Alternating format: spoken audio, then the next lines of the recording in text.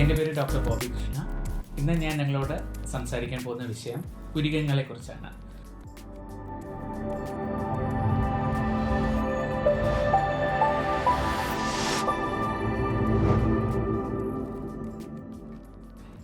നമുക്ക് ആണുങ്ങൾക്കാണെങ്കിലും പെണ്ണുങ്ങൾക്കാണെങ്കിലും കട്ടിയുള്ള പുരികം വളരെ ഒരു സൗന്ദര്യത്തിൻ്റെ ഒരു ഭാഗമായിട്ട് ആകാറുണ്ട്. പക്ഷേ ചില ആൾക്കാർക്ക് ജനിതകമായിട്ട് തന്നെ പുരികത്തിന് കട്ടി കുറവായിരിക്കാം. ചിലവർക്ക് പ്രായമാകുന്നതിൻ്റെ ഭാഗമായിട്ട് പുരികത്തിൻ്റെ കട്ടി കുറയാറുണ്ട്. ചില ആൾക്കാർക്ക് അസുഖങ്ങളുടെ ഭാഗമായിട്ട് പുരികം കുറയാറുണ്ട്. അപ്പോൾ ഇതിൽ ഏറ്റവും കൺസേൺഡ് ആകുന്നത് അസുഖങ്ങളുടെ ഭാഗമായിട്ട് പുരികം പൊഴിയുമ്പോഴാണ്. നമുക്ക് പ്രധാനമായിട്ടും 2-3 കാര്യങ്ങളിലാണ് പുരികം പൊഴിയുന്നത്. ഒന്ന്, വൈറ്റമിൻ ഡെഫിഷ്യൻസിയിൽ നമുക്ക് പുരികം കൊഴിയാറുണ്ട്. എസ്പെഷ്യലി B12 ഡെഫിഷ്യൻസിയിലും വൈറ്റമിൻ D3യിലും നമുക്ക് പുരികം കൊഴിയാറുണ്ട്. രണ്ടാമത്, അസുഖങ്ങളുടെ ഭാഗമായിട്ട് എസ്പെഷ്യലി തൈറോയ്ഡ് അസുഖമുള്ള ആൾക്കാർക്ക്, ഹൈപ്പർ തൈറോയിഡിസം ഉള്ള ആൾക്കാർക്ക് മെഡറോസിസ് എന്നാണ് അതിന് പറയുന്നത്. നമ്മുടെ ലാറ്ററൽ പാർട്ട് ഓഫ് ഹൈബ്രോസ് രണ്ടിടവും തിണ്ടാവും പുരികങ്ങൾ കാണാറില്ല. പിന്നെ നമുക്ക് ത്വക്കിലുണ്ടാകുന്ന ചില രോഗങ്ങളുടെ ഭാഗമായിട്ടും പുരികം കൊഴിയാറുണ്ട്. എസ്പെഷ്യലി നമ്മൾ ലെപ്രസി എന്ന് പറയുന്ന ഒരു അസുഖം വരുമ്പോഴത്തേക്ക് നമുക്ക് എസ്പെഷ്യലി ലെപ്രോമാറ്റസ് ലെപ്രസിസ് പ്രക്രിയത്തിലുള്ള എല്ലാ കുഷ്ഠരോഗങ്ങൾക്കും നമുക്ക് പുരികം കൊഴിയാറുണ്ട്. ഇത് കൂടാതെ തന്നെ തൈറോയിഡ് അസുഖമുള്ള ആൾക്കാരിലും പുരികം കൊഴിയുന്നതായിട്ട് കാണാറുണ്ട്. പിന്നെ ചില നീർക്കെട്ടുണ്ടാകുന്ന ഇൻഫ്ലമേറ്ററി സ്കിൻ ഡിസോർഡേഴ്സ് ഉണ്ട്, വെയിൽ കാരണമൊക്കെ ഉണ്ടാകുന്നത്, അതും നമുക്ക് പുരികം കൊഴിയാറുണ്ട്. പിന്നെ ചില ക്യാൻസേഴ്സ്, ഫോളിക്കുലർ മ്യൂസിനോസിസ് എന്ന് പറയുന്ന ചില ക്യാൻസേഴ്സിലും പുരികം പൊഴിയുന്നതായിട്ട് കാണാറുണ്ട്. പിന്നെ ഏറ്റവും പ്രധാനം, ഈ ക്യാൻസറിൻ്റെ ചികിത്സയിൽ കീമോതെറാപ്പി ചെയ്യുമ്പോഴും നമുക്ക് മുടി പൊഴിയാറുണ്ട്. സോ ഈ കീമോതെറാപ്പി ചെയ്യുന്നത് അല്ലെങ്കിൽ നമുക്ക് അസുഖങ്ങളുടെ ഭാഗമായിട്ട് പൊഴിയുന്നത്, മരുന്നുകളുടെ ഭാഗമായിട്ട് പൊഴിയുന്നതൊക്കെ അതിൻ്റെ ആ കോസിനെ അഡ്രസ്സ് ചെയ്യുമ്പോൾ മുടി ആ പുരികം പൊഴിച്ചിൽ നിൽക്കുകയും തിരിച്ച് നമുക്ക് കിട്ടുകയും ചെയ്യും. പക്ഷേ നമുക്ക് ക്യാൻസർ രോഗത്തിൻ്റെ ഭാഗമായിട്ട് ഉണ്ടാകുന്ന, ഞാൻ നേരെ പറഞ്ഞ ഫോളിക്കുലർ മ്യൂസിനോസിസ് അല്ലെങ്കിൽ ലെപ്രസിയുടെ ഭാഗമായിട്ടൊക്കെ ഉണ്ടാകുന്ന നമുക്ക് ഉണ്ടാകുന്ന മുടി കൊഴിച്ചിലിനെ ചികിത്സ എടുത്തു കഴിഞ്ഞാലും പോയതാണ്, നമുക്ക് പറ്റത്തില്ല.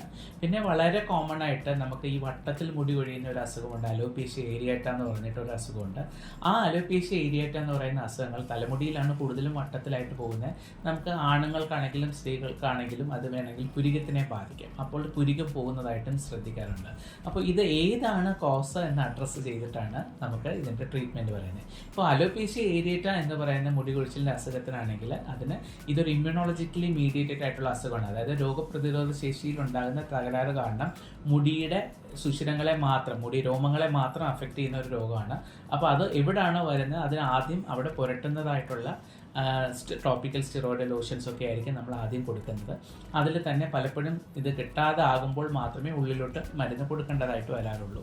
പിന്നീട് ഞാൻ ഈ പറഞ്ഞ പോലെ തൈറോയ്ഡ് അസുഖങ്ങളുടെ ഭാഗമായിട്ടോ അല്ലെങ്കിൽ ഡെഫിഷ്യൻസിയുടെ ഭാഗമായിട്ടോ ഒക്കെ നമ്മൾ ഇത് ചെയ്യുമ്പോൾ അങ്ങനെ എന്തെങ്കിലും ഉണ്ടെങ്കിൽ തൈറോയിഡിൻ്റെ മരുന്ന് കൊടുക്കുമ്പോഴും ഡെഫിഷ്യൻസി കറക്റ്റ് ചെയ്യുമ്പോഴും പുരികം വരാറുണ്ട്. പിന്നെ ഞാൻ ഈ പറഞ്ഞതുപോലെ ചില ആൾക്കാർക്ക് ജനിതകമായിട്ട് പുരികം കുറവായിരിക്കും, അല്ലെങ്കിൽ പ്രായത്തിൻ്റെ ഭാഗമായിട്ട് മുടി അവർക്ക് പണ്ട് മുതലേ പുരികം കുറവായിരിക്കും. അങ്ങനെയുള്ളവർക്ക് പുരികം നമുക്ക് 2 രീതിയിൽ കിളിപ്പിക്കാനായിട്ട് ശ്രമിക്കാം. ഒന്ന്, ചില പുരട്ടുന്ന മരുന്നുകൾ, അത് പ്രോസ്റ്റാഗ്ലാൻഡിൻ അനലോഗ്സ് എന്നൊക്കെ പറയും. അങ്ങനത്തെ ചില പ്രത്യേക മരുന്നുകൾ പുരികത്ത് പുരട്ടി കൊടുക്കുമ്പോൾ നമുക്ക് മുടി ഒരു 3 മുതൽ 6 മാസം കഴിയുമ്പോഴത്തേക്ക് പുരികത്തിന് കട്ടി വരുന്നതായിട്ട് കാണാറുണ്ട്.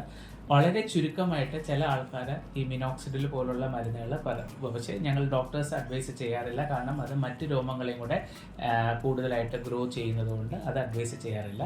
നമ്മൾ ഈ പ്രോസ്റ്റാഗ്ലാൻഡിൻ അനലോഗ്സ് ആണ് കൂടുതലും പുരികത്തിന് കൊടുക്കുന്നത്. പിന്നീട് ചില ആൾക്കാർക്ക് നമ്മൾ സുഷിരങ്ങളേ ഇല്ല എന്നാൽ പുരികത്തിന് കട്ടി വേണം എന്ന് പറയുന്ന ആൾക്കാർക്ക് ചെയ്യാൻ പറ്റുന്ന വേറൊരു ട്രീറ്റ്മെൻറ്റ് എന്ന് പറഞ്ഞാൽ മൈക്രോ ബ്ലേഡിങ് എന്ന് പറയുന്ന ചികിത്സ, അല്ലെങ്കിൽ ഐബ്രോ ടാറ്റൂയിങ് എന്ന് പറയുന്ന ചികിത്സകളാണ്. അതിൽ ഐബ്രോ ടാറ്റൂയിങ് എന്ന് പറയുന്നത് പുരികത്തിന് നമുക്കൊരു ഷേപ്പ് വിചാരിച്ചു കഴിഞ്ഞാൽ പുരികമായിട്ട് തോന്നത്തില്ല, ഒരു കറുപ്പുണ്ടെന്ന് തോന്നും. അപ്പോൾ അത് പണ്ട് കാലത്ത് ചെയ്തുകൊണ്ടിരുന്ന ഒരു ട്രീറ്റ്മെൻറ്റാണ്. ഇപ്പോൾ ലേറ്റസ്റ്റ് ആയിട്ട് നമ്മൾ ചെയ്യുന്ന ചികിത്സ എന്ന് പറഞ്ഞാൽ മൈക്രോ ബ്ലേഡിങ് എന്ന് പറഞ്ഞിട്ടാണ്. അപ്പോൾ നമ്മൾ നാച്ചുറലായിട്ട് പുരികത്തിൻ്റെ രോമം ഇരിക്കുന്നതായിട്ടുള്ള രീതിയിലുള്ള ഒരു ഡെർമറ്റോ സർജറി പ്രൊസീജിയറാണ് മൈക്രോ ബ്ലേഡിങ് എന്ന് പറയുന്നത്. അത് നമ്മൾക്ക് ചെയ്തു കഴിഞ്ഞാലും വളരെ കട്ടിയായിട്ടുള്ള ഒരു പുരികം കിട്ടുന്നതായിട്ട് കാണാം. പക്ഷേ ഇത് ടെമ്പററി ആയിട്ടുള്ള ഒരു കണ്ടീഷനാണ്. നമുക്ക് വർഷത്തിൽ ഒരിക്കലെങ്കിലും മൈക്രോ ബ്ലേഡിങ് ചെയ്ത് കൊണ്ടുപോയാൽ മാത്രമേ അതിൻ്റെ റിസൾട്ട് നമുക്ക് നിൽക്കത്തുള്ളൂ. പക്ഷേ രോഗങ്ങളുടെ ഭാഗമായിട്ട് അല്ലെങ്കിൽ ഡെഫിഷ്യൻസിയുടെ ഭാഗമായിട്ട് നമുക്ക് ഉണ്ടാകുന്ന മുടി കൊഴിച്ചിലിനെ മാറ്റുകയാണെങ്കിൽ അതിൻ്റെ റിസൾട്ട് ശാശ്വതമായിട്ടുണ്ടാകും. Thank you.